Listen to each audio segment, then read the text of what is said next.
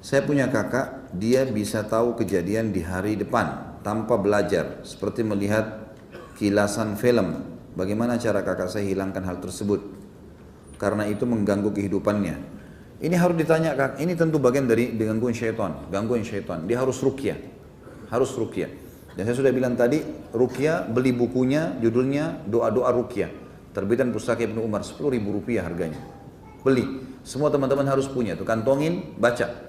Ya, pada saat merasa terganggu dalam ada obat bagaimana menangani sebelum kena sihir, bagaimana menangani setelah kena sihir, bagaimana menangani kalau kena ain, sebelum kena ain, mata panasnya orang, hasutnya, bagaimana menangani setelah kena ain, banyak sekali di situ. Bagus sekali, buku kecil, disaku dan bisa dibaca.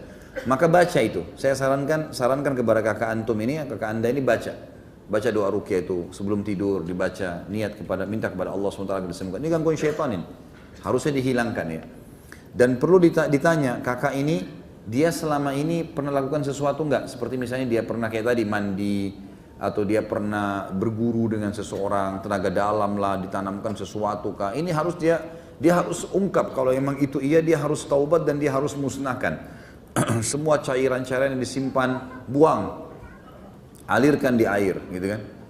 Itu tidak boleh semua ada di rumah, tulisan-tulisan semua dimusnahkan. Dan buhul-buhul atau barang-barang yang dibawa ke rumah teman-teman, kalau dia sifatnya tulisan, maka ataupun apa saja benda sebelum dimusnahkan, biasanya musnahkan itu paling afdal, paling baik kalau dibakar ya.